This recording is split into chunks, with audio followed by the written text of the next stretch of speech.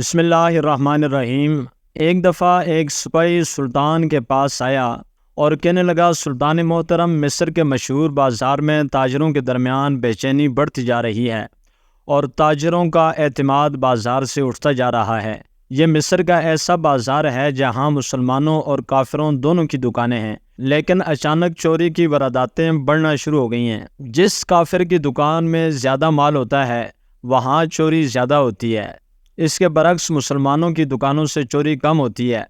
اس وجہ سے کافر تاجروں کا یہ خیال ہے کہ یہ سب کچھ سلطان کروا رہا ہے تاکہ مسلمان تاجروں کو فائدہ اور کافر تاجروں کو نقصان ہو، تاکہ وہ یہاں سے دکانیں چھوڑ کر چلے جائیں۔ انہوں نے یہ واویلا شروع کر دیا ہے کہ سلطان مسلمانوں کے ساتھ مل کر ہماری دکانیں لوٹ رہا ہے۔ تاجر بہت زیادہ پریشان تھے کہ یہ سب کچھ سلطان کی چال ہے، اور سارے سنتری کماندار حیران تھے کہ آخر یہ سارا مال کہاں پر جاتا ہے۔ علی بن سفیان جو جاسوسوں کا سردار تھا، اس نے جب ساری بات سلطان کو بتائی اور کہا کہ اگر یہ زیادہ دیر تک جاری رہا تو غیر مسلم تاجر بازار چھوڑ کر چلے جائیں گے، جس سے مسلمانوں کی بدنامی ہوگی اور مشہور بازار کا جو معیشت کا دایاں بازو ہے وہ ٹوٹ جائے گا۔ یہ سن کر سلطان نے کہا کہ آخر اس بازار میں ایسا کیا ہوا ہے کہ غیر مسلم تاجر بازار چھوڑ کر جانے کے لیے تیار ہو گئے ہیں؟ علی بن سفیان نے کہا، سلطان محترم، ہر رات اس بازار میں غیر مسلموں کا قیمتی سامان چوری ہو جاتا ہے اور ابھی تک چوروں کا کوئی سراغ نہیں ملا۔ داخلی اور خارجی راستوں پر بازار کی حفاظت کے لیے کماندار اور سنتری موجود ہوتے ہیں، اور چور کا پتہ نہیں چلتا کہ چور کس راستے پر داخل ہوتا ہے اور سامان چوری کر کے کس راستے پر باہر چلے جاتے ہیں۔ ہر رات بازار کی حفاظت کے لیے اپنے قابل ترین کماندار اور سپاہی مامور کیے، لیکن پھر بھی چور اتنے چالاک ہیں کہ کوئی پتہ نہیں چلتا۔ جو بھی سامان بازار سے چوری ہو جاتا ہے وہ سامان پورے بازار میں کہیں پر بھی دکھائی نہیں دیتا، اور یہ بھی سمجھ نہیں آ رہی کہ چوری شدہ سامان بازار سے جب داخلی راستوں سے باہر نہیں جا رہا تو کہاں جاتا ہے۔ سلطان یہ سن کر پریشان ہوا اور ساتھ ہی علی بن سفیان کو حکم دیا کہ مصر کے گاؤں سے 3 مشہور کھوجی منگواؤ۔ علی بن سفیان نے حکم کی تعمیل کی اور 3 کھوجی سلطان کے سامنے حاضر ہوئے۔ ان کو دیکھ کر سلطان سمجھ گیا کہ یہ کھوجی ضرور کوئی نہ کوئی سراغ نکال لیں گے، کیونکہ سلطان کی نظریں اتنی تیز تھیں کہ آپ ایک انسان کو دیکھ کر بتا سکتے تھے کہ یہ مستقبل میں اچھا سپاہی، اچھا تاجر، اچھا حکیم یا اچھا قاضی بنے گا۔ لیکن دوسری طرف چور بھی ذہین اور طاقتور تھے، چوری کر کے ایسے غائب ہو جاتے کہ کسی کو خبر تک نہ ہوتی۔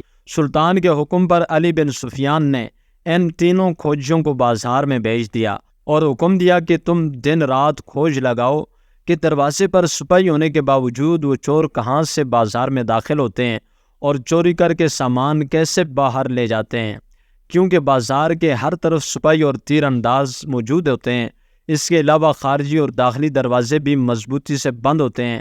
کھوجی بازار میں چلے گئے اور 1 ہفتے کے بعد ناکام واپس لوٹ گئے۔ علی بن سفیان نے سلطان صلاح الدین ایوبی کو بتایا کہ ان 3 کھوجیوں کا کہنا ہے کہ چور ایک بھی سراغ چھوڑ کر نہیں جاتے۔ یہ سن کر سلطان نے علی بن سفیان سے کہا کہ بازار میں کون سی چیز زیادہ چوری ہوتی ہے؟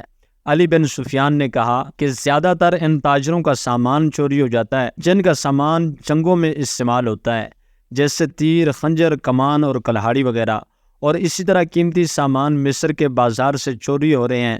سلطان نے علی بن سفیان سے کہا کہ اگر ہم نے وقت پر بہترین حکمت عملی تیار نہ کی تو دشمن ہمیں نقصان پہنچا سکتا ہے۔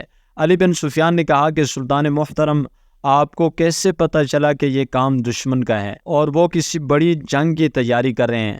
تو سلطان نے کہا کہ مصر کے بازار میں جو چوری ہوتی ہے یہ کسی عام ڈاکو یا چور کا کام نہیں، اس کے پیچھے بہت بڑی طاقت ہے، اور دوسری وجہ یہ ہے کہ چوری ہونے والی چیزوں میں سارا سامان جنگ کا ہے۔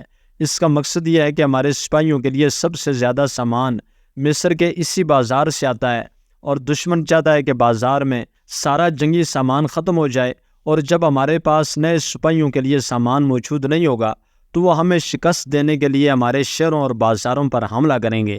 اور دوسرا دشمن یہ چاہتا ہے کہ جب مصر کے اتنے بڑے بازار کے حالات خراب ہو جائیں گے تو تاجر وہاں سے بھاگ جائیں گے، تو ان کو دیکھ کر دوسرے شہروں کے تاجر بھی خوفزدہ ہو جائیں گے اور مصر کی معیشت بیٹھ جائے گی اور سلطان سے اس کی سلطنت چھن جائے گی، کیونکہ کوئی بھی سلطنت معیشت کے بغیر نہیں چل سکتی، لیکن میں ان کے خوابوں کو کبھی پورا نہیں ہونے دوں گا۔ یہ سن کر علی بن سفیان سلطان کی بات سمجھ گیا اور کہا کہ سلطان محترم اب کیا کریں گے؟ اتنے طاقتور اور ذہین کھوجی بھی ان چوروں کا سراغ لگانے میں ناکام رہے ہیں، تو ہم ان کو کیسے پکڑیں گے؟ یہ سن کر سلطان نے کہا کہ مجھے شک ہے کہ دروازے پر موجود سنتری اور کماندار غدار ہے، یا بازار کا کوئی تاجر غدار ہے، ورنہ چور تو کیا ایک پرندہ بھی بازار کے اندر پر نہیں مار سکتا۔ علی بن سفیان نے سلطان سے کہا اب کیا کریں؟ تو سلطان نے کہا اب میں دروازے پر ایک سپاہی کے بحیث میں نگرانی کروں گا اور راز کا پتہ لگاؤں گا کہ چور کہاں سے بازار میں داخل ہوتے ہیں۔ علی بن سفیان کے منع کرنے کے باوجود سلطان ایک سپاہی کے بحیث میں بازار پہنچ گئے اور ساری رات بازار کی نگرانی کرتے رہے، کبھی ایک دروازے پر جاتے تو کبھی دوسرے دروازے پر، لیکن چور آپ کو کہیں بھی دکھائی نہ دیا۔ جب آدھی رات کا وقت ہوا تو اچانک ایک دکان سے سامان گرنے کی آواز آئی۔ یہ آواز سن کر سلطان فوراً اس دکان کی طرف گیا، دکان کے دروازے کو توڑا اور اندر داخل ہوئے تو چور اس دکان سے سامان لے کر غائب ہو گئے تھے۔ سلطان حیران ہوئے کہ یہ چور کوئی جن ہے یا بھوت جو بغیر کسی راستے کے اندر داخل ہو جاتے ہیں اور سامان لے کر کہیں بھی غائب ہو جاتے ہیں۔ سلطان واپس محل میں آیا اور علی بن سفیان سے کہا کہ اس بار دشمن نے مضبوط منصوبہ بنایا ہے، اس لیے ہمیں دشمن سے 2 قدم آگے چلنا ہوگا۔ چوری کی باتیں پورے مصر میں پھیل گئی تھیں کہ مصر کے مشہور بازار میں کچھ ایسے ڈاکو اور چور داخل ہو گئے ہیں، کتنی چالاکی سے چوری کر کے کہیں سے بھی غائب ہو جاتے ہیں اور کسی کو کانوں کان خبر بھی نہیں ہوتی۔ اس وجہ سے چھوٹے تاجر بھی سامان لانے سے ڈر رہے ہیں۔ حالات خراب ہونے لگے تھے اور سلطان پریشان تھا۔ شام کے وقت سلطان نے پھر بحث بدلا اور چند سپاہیوں کے ساتھ بازار میں چلے گئے۔ اب سلطان نے سارے بازار کا معائنہ کیا کہ صرف ایک ہی بڑی دکان بچی ہے جس کو آج رات چور لوٹنے کے لیے آئیں گے۔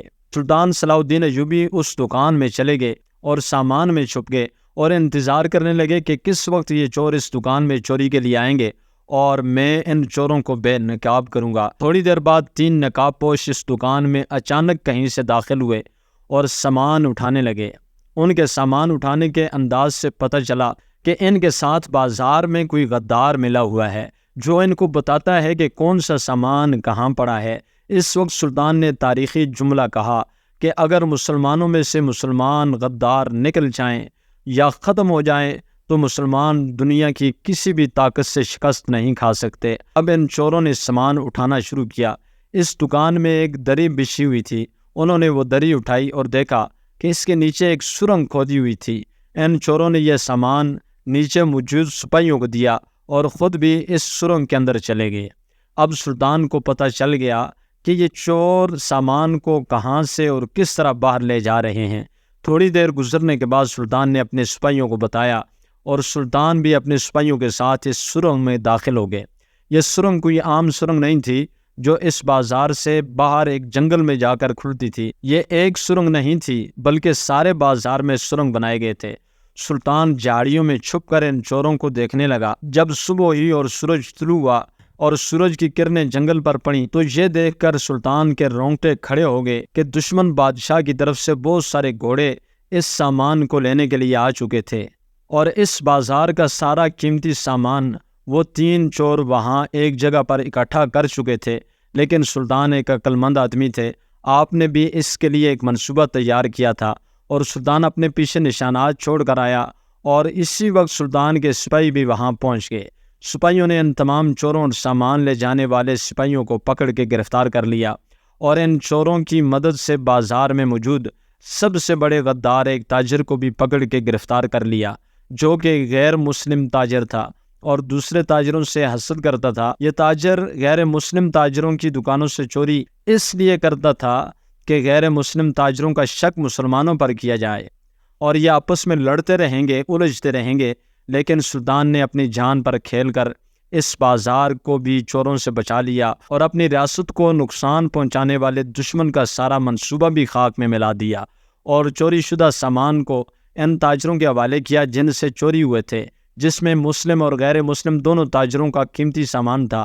اس کے بعد غیر مسلم تاجر سلطان کے پاس آئے اور سلطان سے معافی مانگی اور کہا کہ ہم بہت شرمندہ ہیں اور ہم جانتے ہیں کہ آپ کتنے غصے میں ہیں، لیکن آپ نے یہ سب کچھ برداشت کیا، ہم آپ کے اس سلوک سے بہت زیادہ متاثر ہوئے کہ بازار کی رونقیں دوبارہ بحال ہو گئیں۔ اس کہانی سے ہمیں یہ سبق ملتا ہے، جو کام آپ اخلاص کے ساتھ کرتے ہیں، جس میں دنیاوی لالچ نہ ہو، تو پھر اللہ آپ کی مدد کرتا ہے۔